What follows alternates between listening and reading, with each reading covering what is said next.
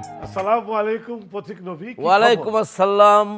ভাই আমি কিন্তু তোমার ভক্ত। এই কি বলেন না, কেন কি যে আমি ভক্ত কি বলেন ওটার এটা? বিশ্লেষণ আমি দেব। তোমার একটা বিশেষ গুণ আছে, সারা আলোচনা জীবন আসবে। ছোটবেলা থেকে গান শুনতে শুনতে বড় হলাম। একটি কথার জন্য কিন্তু একটি বড় যুদ্ধ হয়ে যায়, একটি কথার জন্য বহুদিনের প্রেম ভেঙে যায়, একটি কথার জন্য বহু বছরের সংসার খান খান হয়ে যায়, একটি কথার জন্য হাজারো মাইল দূর থেকে দুটি মানুষের মিলন ঘটে, একটি কথার জন্য মানুষ মানুষকে কখনো ভুলতে পারে না, এবং এই একটি কথাই অনেক কিছু। আজকে আমাদের যিনি অতিথি হয়ে এসেছেন, একটি গানের জন্য এই মানুষটি তার অনেক কর্ম হয়ে গেল ওই একটি গানের জন্যই এই মানুষটি বেঁচে আছে। তার নাম পথিক নবী। তোমাকে আবারও অভিনন্দন জানাচ্ছি, অভিনন্দন অভিনন্দন অভিনন্দন। ধন্যবাদ সেই ধন্যবাদ। নদীর গানটি জি। তুমি যেভাবে মানুষকে টানতে পেরেছিলে। আমি একটা ছোট্ট গল্প বলবো। মাইক্রোবাসে আমরা যাচ্ছি, কথা হচ্ছে ওখানে সব বাঘা বাঘা শিল্পীরা, কথা হচ্ছে যে কি হচ্ছে বাংলাদেশে গান বাজনা, এই অমুকে নাম করলো অমুকে নাম করলো বলছে। হঠাৎ একজন উঠে বললো, আরে তোমরা তো একজনের নামই বলছো না, নদী নদী পথিক নবী যে কি কাণ্ডটা ঘটিয়ে ফেললো এটা বলছো না। এই জন্য বলি পথিক নবী সত্যি তুমি লাকি। ধন্যবাদ। আজকে হয়ে যাক তোমার এই প্রাণবন্ত গানটি দিয়ে আমরা শুরু করব অনুষ্ঠান।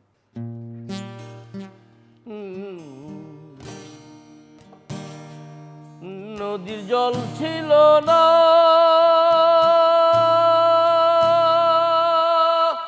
হো, হো, নদী। নদীর জল ছিল না, কুল ছিল না, ছিল শুধু ঢেউ। এখানে এক নদী ছিল, জানলো না তো কেউ। আমার একটা নদী ছিল, জানলো না তো কেউ। এইখানে এক নদী ছিল, জানলো না তো কেউ। নদীর জল ছিল না, কুল ছিল না, ছিল শুধুই ঢেউ। আমার একটা নদী ছিল, জানলো না তো কেউ। আহা আহা, ওহো, এ,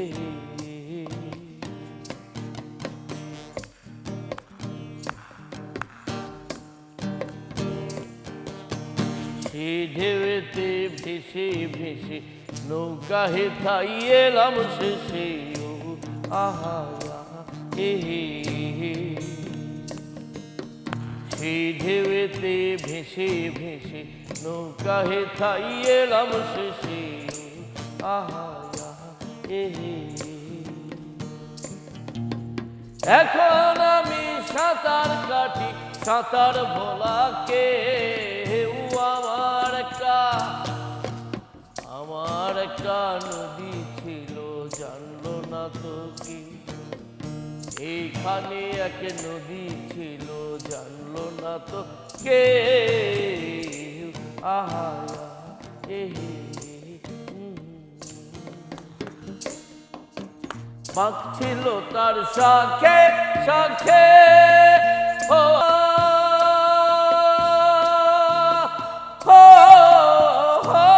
নদীর জল ছিল না, কুল ছিল না, ছিল শুধুই ঢেউ। আমার একটা নদী ছিল, জানলো না তো কেউ। এইখানে এক নদী ছিল, জানলো না তো কেউ। আহা আহা, এ, চমৎকার চমৎকার পথিক নবী, আমি তোমার এই গানটার অনেক ভক্ত, সে থেকে তোমার ভক্ত। আচ্ছা, এই গানটা নিয়ে আমার একটি কৌতূহল। মানুষের ভাগ্য, মানুষের জীবনের যে ঘটনা ঘটে, আরেকটি ঘটনা দিয়েই ঘটে। তোমার ভাগ্যে জীবনের শুরুতে এই গানটি কেমন করে এলো, কে দিল, কিভাবে পেলে? এই গানটা আমার আসলে একদম বলতে গেলে অল্প বয়সেরই গান, সৃষ্টি অল্প বয়সের লেখা গান। 22 বছর বয়স ছিল আমার তখন মাত্র। আমরা তখন গান তো আমরা রেডিওতে শুনতাম, টিভিতে দেখে শুনতাম, বা সিনেমায় গান আমরা শুনতাম, সেই গানগুলো আমরা চর্চা করতাম। কিন্তু আমরা তো আপনাদের গান শুনেই বড় হয়েছি যখন গ্রামে ছিলাম। কিন্তু পরে আমি যখন ঢাকাতে আসলাম, এসে এই যে আড্ডাবাজির জীবনটা, ঢাকা ইউনিভার্সিটিকে কেন্দ্র করে যে আড্ডার জীবন, এই আড্ডাবাজিতে মানে মানুষের মুখে তৈরি হওয়া গান, নতুন গান আমরা পেলাম, যে মিডিয়ার বাইরে, প্রতিষ্ঠানের বাইরে, রেডিও টিভিতে প্রচারিত না, অথচ নতুন গান। তো সেই সময়টায় 90-এর পর থেকে শুরু করে 90-এর পরে বিশেষ করে সেই জোয়ারটা আমরা পেয়েছিলাম। তো আমি এই গানটা 92 সালের লেখা, আমার এই গানটা। তো আমি তখন চিন্তা করলাম যে পরিচিত গান তো সবাই গায়, কিন্তু আমি তো নিজস্ব সত্তা নিয়ে জন্মেছি, আমার তো একটা ব্যাপার স্যাপার আছে, আমার সুখগুলো আমার মতো, আমার দুঃখগুলো আমার মতো, আমার কথাগুলো আমার মতো, আমার জীবনটা আমার মতো, আমার যুদ্ধ আমার মতো, তাহলে আমার গান কেন আমার গান হবে না? তখন আমি চিন্তা করলাম যে অন্যরা যেভাবে লিখছেন, নতুন নতুন গান তৈরি হচ্ছে, আমিও তো লিখতে পারি কিছুটা, চেষ্টা করি, দেখি আমার দ্বারা হয় কি না। তখন নিজের মতো করে গান লেখা শুরু করলাম। অবশ্য সেক্ষেত্রে আমার সারাউন্ডিংস, আমার বন্ধুবান্ধব যারা আমার সঙ্গে আড্ডাবাজি করতো বা যাদের সঙ্গে আমি থাকতাম, তাদের অনুপ্রেরণাটা সবচেয়ে বড় ভূমিকা রেখেছে। আর এই গানটা, নদীর জল ছিল না কুল ছিল না, এই গানটা একবারে আসেনি, একটু একটু করে এসছে। প্রথম 4 লাইন এসছে, তারপরে অনেক দিন কোনো খবর নেই, আবার 3-4 মাস পরে বাকি 4 লাইন এসছে, আবার খবর নেই, আবার 3-4 মাস পরে আবার বাকি 4 লাইন এসছে। মানে পুরো 92 সাল জুড়ে এই গানটা আমার তৈরি হয়েছে। এর মধ্যে আমি অন্যান্য গান লিখেছি, সুর করেছি, গাইতেছি। অন্য গানও হয়েছে। হ্যাঁ, অন্য গান হচ্ছে, এক বছর তো অনেক গান হয়ে গেছে, লেখা সুর সহ হয়ে গেছে, এরকম ইতিহাসও আছে, কিন্তু এই গানটা হয় নাই। আড্ডা ছিল আমার বেঁচে থাকার মেইন ভিটামিন একটা সময়। মানে আমার আড্ডাবাজি লাগতোই, মানে আমি একদম মানে মানুষজন হই হুল্লোড়, বন্ধু বান্ধব নিয়ে মানে ব্যাপক একটা ব্যাপার, একটা হুলস্থুল ছাড়া আমার জীবন ভালো হতো না, আমি ঘুমাইতে পারতাম না রাত্রে। তো এক আড্ডা থেকে আরেক আড্ডা, আরেক আড্ডা থেকে আরেক আড্ডা, তো এই 4 লাইন ঘুরে ফিরে গাইতাম। তো এরকম অনেকে বলছে কী ব্যাপার, বাকি অংশ কই, বাকি অংশ কই? আমি বলছি হবে হবে হবে, ব্যস্ত হয়ে না, হবে হবে। এইরকম করতে করতে পরে গানটা শেষ হলো পুরো বছর ধরে। কিন্তু এই গানটা ওই প্রথম 4 লাইন, কিন্তু এই 4 লাইন যে আমি মুখে মুখে গেয়ে বেড়াচ্ছি, ওই 4 লাইন, বাকি 4 লাইন আসার আগে বাংলাদেশে আমি 2 চক্কর দিয়ে ফেলছি। তাই? হ্যাঁ, বিভিন্ন জায়গায় যাচ্ছি, বিভিন্ন মানে আপনার আড্ডায়, শিক্ষা প্রতিষ্ঠানে, মাজারে, বাজারে, শ্মশানে, গোরস্থানে, কোথায় না বিভিন্ন জায়গায় যাচ্ছি, নদীর পাড়ে, পাহাড়ে, জঙ্গলে। এই গান অন্যান্য গানের সঙ্গে এই গানটা হচ্ছে, এই মুখটুকু হচ্ছে। তো এরকম পরের লাইন আসার আগেই, পরের 4 লাইন মানে গানের মধ্য অংশটা আসার আগেই এই গানটা, এই মুখটুকু জনপ্রিয় হয়ে গেছিলো। শাহবাগ ক্যাম্পাস জুড়ে মানুষজন গাইতো, ছেলেমেয়েরা গাইতো। আমি তখন অবাক হয়ে শুনতাম, আমার গান মানুষ গাচ্ছে, এটা কেমন একটা অদ্ভুত লাগে না ব্যাপারটা। আমরা রেডিও টিভির গান করি, রেডিও টিভিতে শোনা গান, ফিল্মের গান আমরা গাই, সেটা একটা অনুভূতি। কিন্তু একদম আনকরা গান জন্ম নিয়েছে আমার মাধ্যমে, আমি লিখেছি, সুর করেছি, সে গান আরেকজন গাইতে গাইতে যাচ্ছে, এটা কেমন লাগে শুনতে। তখন আমি অনুভব করলাম যে হেবি তো ভালো লাগে তো ব্যাপারটা, আমার গানটা কোনো অন্য কেউ গায়, হ্যাঁ মজা লাগে তো, কী বলিস শহীদ দোস্ত। তো তখন মানে অনুপ্রেরণাটা আরও বেশি আমাকে পেয়ে বসতো, জানি হেবি তো, তাহলে তো আমার দ্বারা গান হবে। তখন আমি গান করি। এমনিতে তো মনে করেন যে সব 12 মিশালি গান গাইতাম, আপনাদের গানও গাইতাম, গুরুর গান গাইতাম, আজম গান গাইতাম, ফিরোজ শাহের গান গাইতাম, ওই সময়কে যত আছেন আপনারা সবার, আপনাদের সবার গানই টুকটাক আড্ডায় আমরা গাইতাম, অনেক মজা করে গাইতাম। কিন্তু আপনাদের মতো গাইতে পারতাম না, কিন্তু নষ্ট করি আর বিনষ্ট করি গাইতাম, চেষ্টা করতাম। তো সেই ব্যাপারগুলো পাশাপাশি তখন নিজের গানও যুক্ত হওয়া শুরু করলো, আস্তে আস্তে নিজের গানের সংখ্যা বাড়লো। হ্যাঁ, এইভাবে প্রায় অনেক দিন, অনেক মানে হয়নি তো 92 সালের গান, অথচ আমি বাজারে এসছি, আমার গানটা বাজারে আসলো 2002-এর শেষে। তো মানে 10-11 বছর পরে, এর মধ্যে কিন্তু গানটা কিন্তু করে বেড়াচ্ছি। এবং স্টেজে না আড্ডাতে গাচ্ছি, স্টেজ তো তখন চান্সই পাই না, স্টেজে উঠতেই পারি না, গাইতে গেলে লাথি দিয়ে নামায় দেয় একটা অবস্থা। আড্ডাতেই জনপ্রিয়, আড্ডাতেই জনপ্রিয়। আর স্টেজ আর শুনেন, আপনি জানেন না, পাবলিক লাইফে তো আপনার অনুষ্ঠানেও আমি গান করছিলাম একবার, গান গাওয়ার জন্য আর কি। মানে আমার তো একটা কনফিডেন্স ছিল না, যে আমি তো জানতাম যে আমার মধ্যে কিছু একটা আছে, তো আমি কেন গাইতে পারবো না, ফেরদৌস ভাই এত সুন্দর গাইতেছে, আমি কেন গাইতে পারবো না। তো আপনি আমার আগ্রহ দেখে উৎসাহ দেখে বলে এই ওকে ডাক দাও, ওকে ওকে আনো, এই ছেলেটাকে পাঠাও, স্টেজে পাঠাও। বলে আপনি আমাকে স্টেজে দেখে নিলেন, তো দেখে দেখে আমরা একটা মাইক ধরাই দিলেন। আপনি যেই মাইক ধরাই দিলেন আপনি আর গলা দিয়ে আওয়াজ বেরোয় না। আপনি একটা মাইক ধরাই দিলেন, আপনি গাইতেছেন, আপনার সঙ্গে সঙ্গে আমি গাইতে উঠছি। গিয়ে আমি তখন বুঝলাম যে স্টেজে গান গাওয়া কী জিনিস, এত সহজ না। মাইকটা যে হাতে দিলেন আপনি আমার, আমি সঙ্গে সঙ্গে ফিউজ হয়ে গেলাম। যাই হোক প্রতীক, তোমার মূল ব্যাপারটা এই গানটার গীতিকার তুমি, জি, সব সুরকার তুমি। জি। মিউজিক কে করেছিল?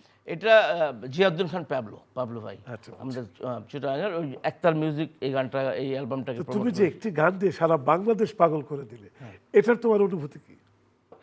এটার অনুভূতি ফেরদৌস ভাই, আমি যে কষ্ট করেছি গানের জন্য, যে স্ট্রাগলটা আমার করতে হয়েছে, মানে আমি তো গ্রাম থেকে আসা একটা ছেলে, এবং আমার আল্লাহর রহমতে আর যাই হোক বা না হোক, মানে ভাতের কষ্ট ছিল না, 3 বেলা খেয়ে পরে বাঁচতে পারতাম।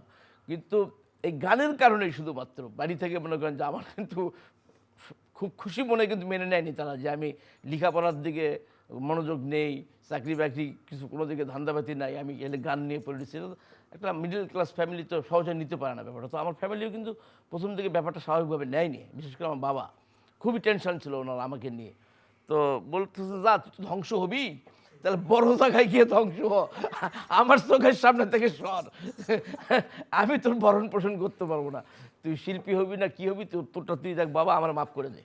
তো আমি চিন্তা করলাম ঠিকই, ভালো কথাই বলছো বাপ, এরকম একটা ব্যাপার বলে আমাকে ভীষণভাবে মানে মানে ইয়ে করলো আর কি, যে শিল্পী সেই তিরস্কার আজকে পুরস্কার, সেটা মালিকের ইচ্ছা, আল্লাহ পাকের হুকুম। এটা নিয়ে আমার কোথা দিয়ে কোথা কি হয়। হ্যাঁ, কোথা দিয়ে কোথায় কী হয়। কিন্তু পরে যখন গাইতে গাইতে গাইতে গাইতে একটা জনশ্রুতি তৈরি হয়ে যায় না লোকালি, ওই লোকালি জনশ্রুতির কারণে যেখানে অনুষ্ঠান হইতো আমার নিজস্ব একটা বাহিনী থাকতো, মানে যারা সবসময় আমার চারিপাশেই থাকে, ঘুরে ফিরে ওরাই খাওয়াই পড়ায়, আমারই পৃষ্ঠপোষকতা করে, আবার উৎসাহ দেয়। 2000 অনুষ্ঠান হলে আমাদের সবাই মিলে সংঘবদ্ধ একটা চক্রান্ত তৈরি হয়ে যায়, যে করে হোক নবীর স্টেজে উঠাইতে হবে, যে শিল্পী গান গায়। হ্যাঁ, এখন আপনার মঞ্চ, আপনার স্টেজও হাঙ্গামা করে উঠে গেছে, যেরকম গাইতে পারি নাই যদিও উঠে গেছি। আইয়ুব বাচ্চু ভাইয়ের অনুষ্ঠান চলছে, ওখানেও হাঙ্গামা করে উঠে গেছি। মণিকিশোর ভাই গান গাইতেছে, ওখানেও হাঙ্গামা করে উঠে গেছি। এরকম খুবই করছি আমি, মানে যেখানে প্রোগ্রাম হতো আমি একটা হাঙ্গামা করতাম, উঠতাম, সাহস করে যাইতাম, প্রথম দিকে ধরতাম, দুই এক লাইন ঠিকই সুরে থাকতাম, পরে পুরো বেসুর হয়ে যেতাম, টেনশনে বেসুর হয়ে যেতাম। পরে আমি চিন্তা করলাম যে না, আমি নিজের যতটা এক্সপার্ট মনে করি, আসলে ব্যাপারটা এত সহজ না, আমাকে অনেক কিছু শিখতে এই কথা প্রসঙ্গে শুধু স্টেজ না, গান গাওয়ার ব্যাপারে, গান গাওয়ার ক্ষেত্রে প্রশিক্ষণের ব্যাপারে তোমার তরফ থেকে গুরুত্ব কতটুকু? 100% গুরুত্ব, 100% শিখতে হবে, গ্রামার মানতে হবে। একাডেমিকে অস্বীকার করলে সে কিছু হবে একরকম, আমার মতো আউলা হয়ে যাবে। কিন্তু হ্যাঁ, সত্যি ক্যামেরাতে বলো। হ্যাঁ, আমি যতই নিজের মতো করে বলেছি যে আমি পারি বা হবে, এত সহজ না গান, এত সহজ না। গান শিখতে হয়, গান চর্চার বিষয়, আয়ত্ত করতে হয়। এখন সবার কপালে তো আর গুরু পরম্পরা জোটে না, যেমন আমার জোটে নাই। কারণ আমি যে গুরুর কাছে গেছি সেই গুরু আমাকে 3 দিন পর কাছে, বাবারে তোরে আমি পারবো না, তোরে আমি শেখাইতে পারবো না, বাবা তুই তোর মতো থাক। বহুত গুরু আমি চেঞ্জ করছি, বা মানে আমি গুরুদেরই ভক্ত, আমি গুরুদের কাছেই মানে শিখতে গেছি, যারা সিনিয়র সবার কাছেই শিখতে চাই, সবার কাছে শিখি। পরবর্তীতে আমি একটা জিনিস লক্ষ্য করলাম, শুধু বড়দের কাছ থেকে শিখলে হবে না, ছোটদের কাছ থেকেও শেখার আছে। ছোটরাও অনেক ট্যালেন্ট আছে, ওরা অনেক সৃষ্টিশীল, অনেক ভালো কাজ করে, ওদের কাছ থেকেও শেখার আছে। পরে এখন আমি না সবার কাছ থেকে শিখি, এই পৃথিবীর সবাই আমার গুরু, আমি সবার স্টুডেন্ট। হ্যাঁ, দর্শক বন্ধুরা, সবচেয়ে বড় জিনিসটা যেটা জানা গেল যে প্রতীক নবী একজন জনপ্রিয় শিল্পী বলছেন, এবং তার কথা থেকে, তার গল্প অনুযায়ী আমি তাকে প্রশ্ন রেখেছিলাম শিক্ষার ব্যাপারে। দেখলেন তো, সে অকপটে বলে গেল শিক্ষার কোনো বিকল্প নেই। এই শিক্ষা শুধু সঙ্গীতে না, জীবনের প্রতিটি ক্ষেত্রে। আচ্ছা, তোমার আগামীতে কি কি প্রত্যয় আছে এই সঙ্গীত নিয়ে? কোনো প্রত্যয় নাই, কারণ আমি চিন্তা করে দেখছি, আমি যেটা চাইবো সেটা একটা নির্দিষ্ট হয়ে যাবে, একটা সীমারেখা তৈরি হয়ে যাবে। আমি আমার কাজ করে যাব, আমি আমার সকল সীমা ভেঙে ফেলতে, যেখানে যায় সকল সীমা ভেঙে ফেলতে চাই। আমি যদি বলে ফেলি যে আমি এইটা হবো ওইটা হবো, আমি ওই জায়গায় যাইতে পারি আর না পারি, আমি আটকে যাবো একটা জায়গায়। সো আমার কোথাও যাওয়ার ইচ্ছা নাই, শুধু গান গাওয়ার ইচ্ছা। আমার যতদিন আয়ু আছে, দেহের শক্তি আছে, আমি যেন মন প্রাণ দিয়ে বাংলা গানকে ভালোবেসে বাংলা গান করতে পারি, গান বানাতে পারি, লিখতে পারি, সুর করতে পারি, মানুষকে গান শুনায় মুগ্ধ করতে পারি। এটুকু আমার চাওয়া। চমৎকার। কত বড় শিল্পী হবো কি আচ্ছা, পাবো তোমার না পাবো, দলের বাইরে, তোমাদের হাঙ্গামা যে দলটা বলো, এই দলের বাইরে তোমার ভক্তকুলের কথা কিছু বলবে না? ভক্তকুল কই, আমি তো সবার ভক্ত, আমার ভক্ত কি হবে? কি বলো? আমি তো তোমার ভক্ত, এই যে আমি তো আপনার ভক্ত। মানলাম। তো জনগণের কথাটা বলো, যারা তোমার গান পছন্দ করে। জনগণ তো হচ্ছে যে একটা অন্যরকম শক্তি। জনগণই হচ্ছে মানে আধ্যাত্মিক একটা শক্তি আমার কাছে। জনগণ, বাংলাদেশের মানুষ বা বাংলা গান যারা শোনেন, তারা যে আমার গান ভালোবাসেন, আমাকে যে ভালোবাসেন, এটা হচ্ছে একদম সৃষ্টিকর্তার একটা অদ্ভুত অদ্ভুত রহমত আমার উপরে। এবং অসংখ্য কৃতজ্ঞতা আল্লাহ পাকের দরবারে যে আল্লাহ পাক আমাকে এই শক্তিটা দিয়েছেন, আমি গান করি এবং এই দেশের মানুষ আমার গান পছন্দ করেন, আমাকে ভালোবাসেন। আমার শ্রোতারা আমার চাইতে ট্যালেন্ট, আমার শ্রোতারা আমার চাইতে বুদ্ধিমান, আমার শ্রোতারা আমার চাইতে জিনিয়াস বিদায় আমার মতো একটা পাগলের গান আমার শ্রোতারা পছন্দ করে। চমৎকার, তোমার এই স্বীকারোক্তি কত বড় কথা তুমি নিজেও জানো না। খুব ভালো লাগলো তোমার কথা। এখানে দুটো খাম আছে, আমরা একটু খেলা করি মাঝে মাঝে, লটারি সিস্টেম নাম দিই। দেখি না তোমার ভাগ্যে কোন খামটা কি কি লেখা মানে কোনো খামে যে কোনো একটা নিবে, তুমি নিয়ে খোলো, কি বার হয় দেখো। আপনি এটা আগায় দিচ্ছেন কেন? মানে না না, দুইটাই নাও, কোনটা নেবে? আচ্ছা এটাই দেন, নাও। যেটা আপনি দিতে যাচ্ছেন ওটা। বিসমিল্লাহ। ও আচ্ছা, দেখি কি আছে।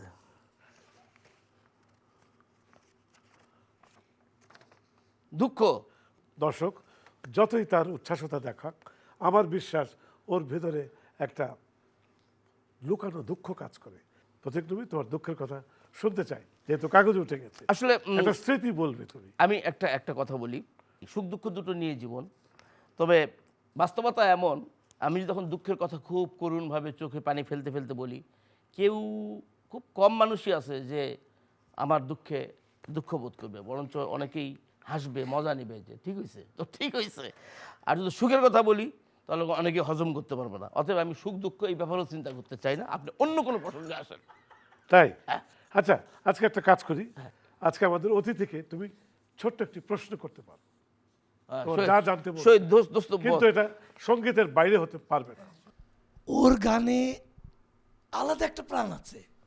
হ্যাঁ, তো এই প্রাণটা মানে পাওয়ার ব্যাপারে মানে সূত্রটা কোথায়? তুই জানিস না, তুই যেমন সূত্র দিচ্ছিস, আমাকে প্রাণ দিচ্ছিস, ভিটামিন দিচ্ছিস উৎসাহ দিয়ে, এটাই সূত্র। মানুষের উৎসাহ আসল কথা। তুই যেমন দিচ্ছিস এরকম আসো, আমার সঙ্গে যারা কাজ করে মিউজিশিয়ানরা, আমার শ্রোতারা সবাই উৎসাহ। আর কি বলবো? আচ্ছা, যাই হোক, একটা পেলাম। আর এটা পরে তুমি একটা প্রশ্ন করো। আপনি এই পর্যন্ত কতগুলো গান করেছেন? গান তো অনেক করেছি, মানে লিখা এবং সুর করা গান কম, সব গান সুর হয়নি।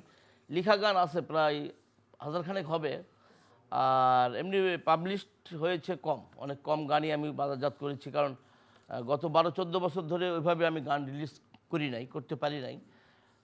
আর কাজ চলছে, অনেকগুলো গান রেডি হয়েছে, তবে আছে গান জমে আছে, আমার কাছে অনেক গান জমে আছে, অনেক মৌলিক গান। Next question. যে আপনি শেয়ার করেছিলেন যে নদী গানটা আপনি বিভিন্ন জায়গায় ঘুরে ঘুরে গেয়েছেন, তো এই চেনা গানটা মানুষ মানে অটোমেটিক কিন্তু পরিচিত হয়ে গেছে। তো এটা কি আপনি উদ্দেশ্য করেই পাবলিসিটিটা করেছিলেন যে আমি সব জায়গায় গানটা গাইবো, নাকি আপনার কাছে তখন একটাই গান ছিল পুঁজি? না, আমি উদ্দেশ্য করে গাই না। আমার তখন মানে তৈরি গানের মধ্যে ওই গানটাই ছিল, মোটামুটি মানুষকে আকর্ষণ করতো। ওই গানটা গেলে মানুষজন মন দিয়ে শুনতো, আরেকবার শুনতে চাইতো।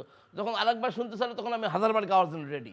মানে মানুষ যখন 2-1 শুনতে চায় তখন আমি 200-300 গান 200-300 বার গাওয়ার জন্য রেডি। এবং সত্যিকার অর্থে নদীর জল শোনা কুল শোনা গানটা আমার ওই সময় দিনে কমপক্ষে 30 থেকে 40 বার গাইতে হতো। আজকে প্রথম কিন্তু আমাদের বাদ্যযন্ত্রীদের তরফ থেকে প্রশ্ন আসলো। হ্যাঁ। কারণ একটি এমন স্বতঃস্ফূর্ত গায়ক আমি খুব কম দেখেছি। তো তোমার এই উচ্ছলতা তুমি কখনো ছেড়ে দিও না। প্রশ্নই ওঠে না। এটা তোমাকে কিন্তু একরকম এনার্জি দিয়ে থাকে। জি। আমার কেন জানি মনে হয় তোমার কাছ থেকে বাংলার মানুষ, বাংলাদেশের মানুষ আরো কিছু ভালো ভালো গান পাবে। দিক, এবং আল্লাহ পাক আপনাকে তোমার তৌফিক দরদি দিন। মন, তোমার ইচ্ছা, আশা, আকাঙ্ক্ষা সব পূরণ হোক ওই আসমানে, এই কামনাই করছি। আমিন, ভালো আমিন, থাকো, আমিন, আমিন, আমিন, সুন্দর আমিন। থাকো, শুভেচ্ছা। ধন্যবাদ, দর্শক, অসংখ্য ধন্যবাদ। আপনার একজন প্রাণবন্ত মানুষকে দেখলেন, সে যার নিজেকে যেভাবে প্রকাশ করেছে, এটাও শিল্পের একটি ধরন। আমরা সবাই আসুন প্রতীক নবীকে শুভেচ্ছা জানাই, এবং দর্শক আপনাদের সবাইকে শুভেচ্ছা।